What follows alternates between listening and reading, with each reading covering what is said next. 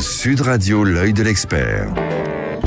Quelques jours avant Noël et vous manquez peut-être d'idées, alors on va vous donner une idée assez formidable aujourd'hui avec Alison Zellweger. Bonjour. Vous êtes la directrice générale de Culture in the City. J'ai voulu vous recevoir ce matin parce que c'est une offre très particulière. Moi, je ne connaissais pas que sont ces box de culture. Alors, on connaît les Wonderbox pour les citer, des box qui jusqu'à maintenant offraient des sauts en parachute, des expériences. Et là, ce sont des box culturelles. Alors racontez-nous un petit peu comment ça marche. On en a quelques-unes pour ceux qui nous suivent sur les réseaux. Il y a marqué Joyeux Noël, offrez le meilleur de la culture. Alors dites-nous. Donc c'est du cadeau. C'est vraiment un coffret cadeau qu'on achète pour offrir à ses proches, à sa famille, à ses amis. Et avec ce coffret, on peut directement sur cultureinthecity.com aller réserver ses places de théâtre, de concert, de musée. Donc tout ce qu'on veut, en fait, ça laisse vraiment le choix. Parce que souvent, la billetterie culturelle, en fait, ça fait beaucoup de ventes à Noël. Le problème, c'est que ça casse un peu le cadeau parce qu'il faut choisir quelle pièce aller voir, quelle date. Là, l'idée, c'est vraiment de se dire, on offre de la culture, mais on vous laisse le choix. On vous laisse le choix. Voilà. Donc il y a des coffrets, vous nous en avez apporté pour qu'on voit 2 places de spectacle ou 2 places de concert ou 3 entrées musées et monuments. Tout à fait. Donc là, c'est au choix de la personne. Là, il y a un autre coffret. Alors celui-ci vaut 59 €. L'autre vaut 99 €. Et là, c'est 4 places de spectacle, 4 places de concert ou 6 entrées musées et monuments. Mais par exemple, 4 places de spectacle. Si je veux aller voir un spectacle, j'ai n'importe quoi de Patrick Sébastien ou de Julien Clerc qui est en tournée, je suis sûre d'avoir des places. Ouais, alors du coup, c'est valable sur notre site cultureinthecity.com. D'accord. Donc, c'est-à-dire qu'on n'a pas 100% de l'offre du moment. Après, là, par exemple, notamment sur Paris, on travaille beaucoup de salles parisiennes, donc on va avoir 3/4, on va dire, des spectacles parisiens. Mais du coup, c'est à choisir sur le site. Par exemple, il y a des gens qui nous demandent, je voudrais voir telle personne. Ils nous écrivent et souvent, on leur dit, en fait, là, il n'est pas disponible, mais dans 3 mois, on va la voir. Donc, on peut vraiment leur donner de la visibilité sur ce qu'on va avoir. Parce qu'on travaille avec une équipe qui est passionnée, donc ils passent leur soirée, leur week-end à aller voir des pièces de théâtre, des musées. Et ils peuvent vraiment conseiller nos utilisateurs sur quoi aller voir ou qu'est-ce qui peut être similaire avec leurs envies. Comment est venue l'idée de ces box culture ? L'idée est venue de Benjamin Beer, du coup, qui est le fondateur de Culture in the City, qui était un comédien. Et en fait, il adorait aussi aller voir toutes les pièces un peu parisiennes. Et il se disait, mais il y a tellement de pièces géniales qui sont peu connues. Comment communiquer sur ces pièces, comment les faire connaître à des gens qui n'ont pas forcément l'habitude d'aller au théâtre. Il s'est dit, le cadeau, c'est quand même le meilleur produit pour faire découvrir quelque chose à ses proches. Et donc, c'est comme ça qu'il a eu l'idée des coffrets cadeaux qu'on peut offrir à tout le monde, pas forcément à des habitués du monde culturel, mais vraiment justement pour faire découvrir, parce qu'il y a les concerts, il y a les salles de spectacle, il y a les joyaux du patrimoine, et puis vous avez 1000 partenaires partout en France, parce qu'on a évoqué les salles parisiennes, mais ça concerne des centaines de lieux de culture en France. J'ai beaucoup parlé de Paris parce qu'au début, ça s'est monté vraiment sur le théâtre et Paris, c'est quand même là où il y a plus de théâtre en France. Mais depuis 3 ans, on s'est vraiment développé partout en France, notamment avec les musées et monuments. Donc, on va travailler avec C'est du vin de Bordeaux, avec le château de la Loire, typiquement le château d'Azel-Rideau qu'on a signé il n'y a pas très longtemps, avec le centre Pompidou de Metz. Donc, on est vraiment national et notamment avec autre chose que le théâtre, mais du concert, du musée, du monument, des expositions. Voilà. Donc, une offre très éclectique. Mais vous avez des grandes salles comme Marseille, à Toulouse, des grandes salles de spectacle. Ouais, maintenant on travaille aussi avec les salles de Marseille, de Toulouse, de Lyon, de Bordeaux, un peu tout. Alors ce qui est vrai, c'est que il y a quand même moins de salles dans ces régions-là. Et puis c'est aussi qu'on a commencé surtout à Paris. Donc là, on est vraiment en train de se développer. On a fait ce développement national il y a 3 ans. Donc en gros, il y a 1 an et demi qu'il y a eu le Covid, donc ça a un peu ralenti. Et là, on est en train de retourner. Comment être sûr d'avoir une bonne place ? Parce qu'en fait, ce qui intéresse quand on offre un cadeau, c'est offrir évidemment une place, mais une place bien placée. Si c'est une place qui coûte pas cher, en effet, pour 90 €, 50 €, mais être au 100e rang, moi, ça m'intéresse pas. Ouais, je comprends tout à fait. En fait, là, on est vraiment que sur la 2e et 1re catégorie. On n'a pas en dessous. Donc, soit 1re, 2e catégorie, soit pour les salles, les petites salles, c'est du placement libre, parce que c'est des salles qui n'ont pas de placement, tout simplement. Donc là, c'est vraiment le premier arrivé, premier placé.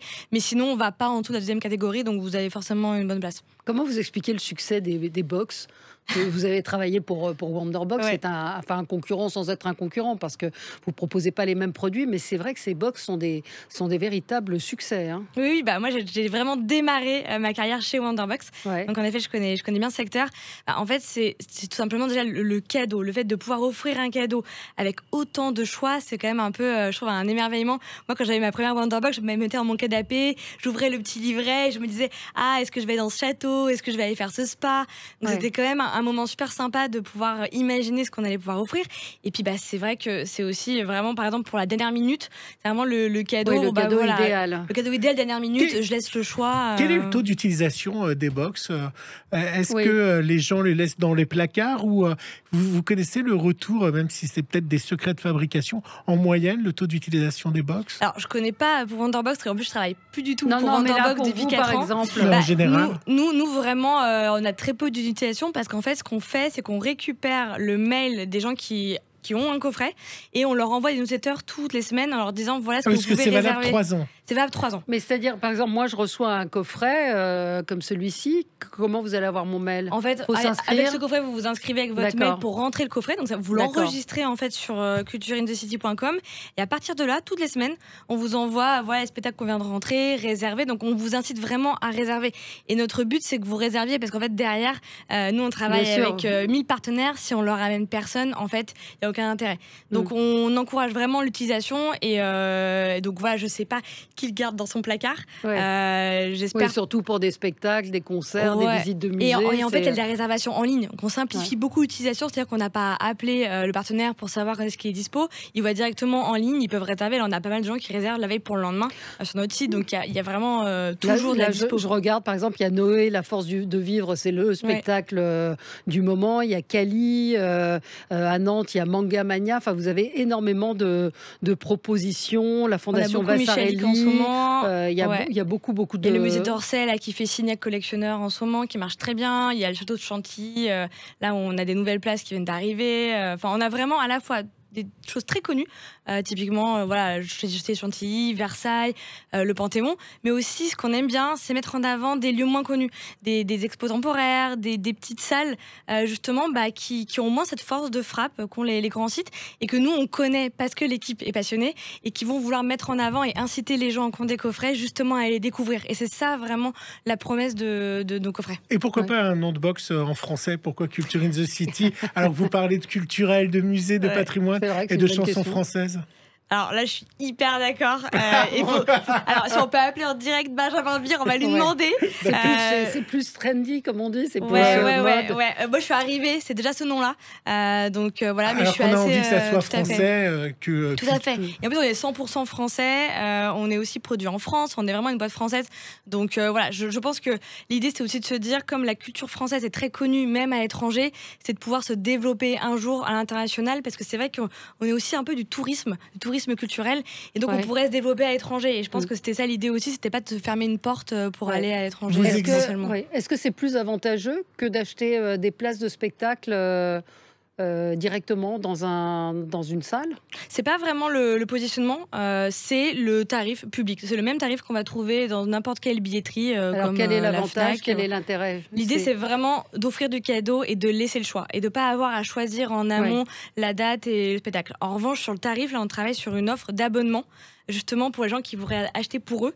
Et là, l'idée, ce serait d'avoir des tarifs avantageux. Donc là, on est en train de réfléchir à ça. Et comme c'était l'idée pendant la période un peu du Covid, on retravaille à ça en ce moment. Et donc, du coup, d'avoir des tarifs plus avantageux pour ces gens-là. Justement, vous existez depuis 3 ans. Donc, vous avez eu une année à vide quand tous les spectacles étaient fermés. Alors, on existe depuis plus de 5 ans. Benjamin Bière a monté la boîte il y a plus de 5 ans. Mais en effet, là, on sort de un an vraiment où tous nos partenaires étaient fermés. Nous, il y a eu des mois où on a vraiment fait quasiment 0 vente. Donc, on sort d'une année compliquée. Maintenant, on est hyper content parce que là, depuis le mois d'octobre, on a retrouvé le niveau de vente d'avant le Covid. Et je pense qu'on s'en sort mieux que le marché culturel, parce que comme on est du cadeau, les gens ont quand même envie de dire j'offre un cadeau. Et comme ils ont 3 ans pour l'utiliser, et que nous, dans tous les cas, quand ça a fermé, on a reprolongé, les gens savent très bien qu'ils vont utiliser. Et c'est aussi, je pense, un peu porteur de sens de dire en fait, on l'offre parce qu'on croit et on a envie de soutenir les acteurs culturels. Et donc, on va offrir de la culture pour leur dire, OK, même si vous êtes fermés, même si vous fermez un moment, nous, on est là et on vous attend. Et quand vous allez rouvrir, on sera là. Donc, c'est Noël, c'est une grosse période pour vous, j'imagine, non? Le très, principe très même où on se fait des cadeaux, on n'a pas forcément d'idées. Tout à fait. C'est la moitié, en gros, des ventes de l'année là, qui sont faites sur 6 semaines. Hein. Donc, c'est clé pour nous. C'est un énorme moment de vente à la fois en B2C. Alors, c'est vendu en magasin. On a 500 points de vente. Grande surface et autres. Cultura, Auchan, Leclerc, Monoprix. D'accord. Donc, en magasin et aussi en ligne sur des sites de revendeurs qu'on a et sur notre site web Culture in the City. Et là c'est la première année où on fait beaucoup de B2B. En fait, beaucoup d'entreprises. B2B, c'est de l'entreprise. Ouais, la vente à des entreprises qui veulent soit faire des cadeaux à leurs équipes, à leurs salariés, soit à leurs clients. Oui, et parce qui que là, achètent justement de la culture. 2 places de concert, Théâtre des Champs-Élysées, Caveau de la Huchette, Opéra de Lyon, Orchestre National, et puis il y a Pop Variété. Donc ça, c'est vrai que ça peut plaire à tout le monde. Je vois 64 salles en Île-de-France, 40 dans le Nord, 55. Donc vous êtes vraiment répartis sur tout le territoire. Il y a les plus beaux musées, châteaux et monuments de France. Enfin, il y a une offre assez large. Ouais, on peut pas se tromper en offrant un coffret Culture in the City. Et du coup, c'est pour ça aussi, en effet, que les entreprises sont assez preneuses de ça, même pour leurs clients, en leur disant. Et c'est aussi, je vous disais, un peu porteur de sens, c'est offrir de la culture et c'est le bon moment d'offrir de la culture en ce moment. Ça existe à l'étranger, ce genre de proposition? Non. Donc, Cocorico. Voilà. Et tout à fait. C'est pour ça justement qu'ils ont donné un nom anglais aussi. Hein. C'est parce que l'idée, c'est quand même là de pouvoir s'étendre un peu plus largement et notamment d'autres pays européens qui sont friands de l'offre culturelle française. Il n'y a pas d'autre meilleure capitale culturelle que Paris. Donc écoutez, une idée. Gilles, une idée cadeau. Non. J'ai fait un peu tout le tour de l'histoire. Je trouve que c'est plutôt une bonne idée. Et je pensais pas que les box marchaient. Vous en vendez combien chaque année? Ça, c'est secret défense. Non, c'est pas secret défense. Là, sur une année comme ça, on fait 2,5 millions de chiffre d'affaires. Donc, ça fait, je sais plus, 500 000 box, un truc comme ça. 500 000 box. Donc, c'est original en tout cas, parce qu'on connaissait encore une fois les séjours, comme vous le disiez, spa, découvertes gastronomiques, etc. Et là, c'est Culture in the City, donc des places de concert, des découvertes de musées, de théâtre, de one-man show. C'est bien de faire la culture. Très bonne idée. Joyeux Noël, c'est écrit en plus directement sur la box. Et il y a tous les prix, ce qu'on nous dit, vous dites pas les prix. Vraiment de ça va, 20, par exemple, 4 entrées pour des joyaux du patrimoine, c'est 74 €. Et puis là, celui-ci, c'est 4 places de spectacle pour 99 €. Voilà, il y a eu 2 places à 59 €. C'est vraiment un nombre de places comme vous voulez. Voilà. Merci d'avoir été avec nous, Alison Zellweger, directrice générale de Culture in the City. Voilà, c'était une petite idée de dernière minute, facile à trouver et pourquoi pas assez originale. Merci à vous. Merci beaucoup.